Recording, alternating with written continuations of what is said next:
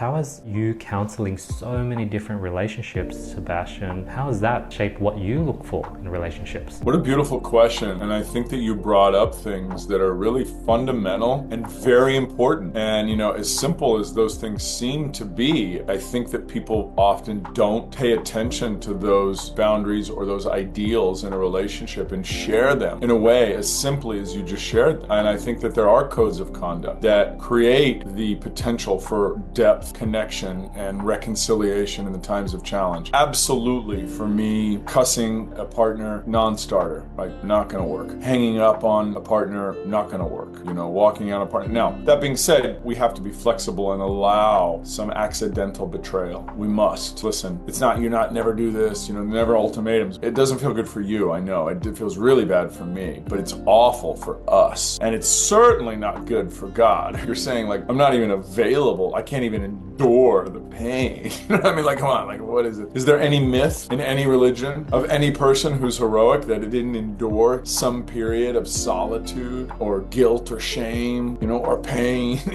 Those myths live in us. And so we must allow those things. Nevertheless, it is nice to say at the top of the thing, look, no matter what happens, let's make an agreement. There's a code of conduct of thank you, please, and I really appreciate that. And then it becomes not obligatory, but it becomes fun. And also emotional acoustics as well, meaning the way that we speak to our partner, because we're all in some way drawn, even from the womb, right? As a child, like, you think this happens and this happens way before this happens. As a conscious being in this life, right? We're in the womb already after a few months hearing and recognizing tone so strongly. The mother, the father, even music, right? Language, accent, always is already developing, right? The sense of smell of what is happening, the foods coming in, the biome, the culture, the things around, right? Pretty profound. And so in terms of the sound, sometimes another partner is more sensitive than, one maybe is more sensitive than the other to a specific thing. Like, boy, if someone is excited, they may be drawn to a very aggressive voice, but someone else may be just also triggered by that. Yeah, and so really paying attention to what is it I'm saying, but how am I saying what I'm saying, and when is it attractive to my partner, and when is it triggering to my partner? Because if I can note when it's triggering to my partner, wow, that's a really powerful thing, because we can be very upset and say, now listen to me, right? And if the partner's okay with that, that's a lot better than now listen to me, right? Being able to recognize that in our partner, if oftentimes our partner may have not even identified it for him or herself.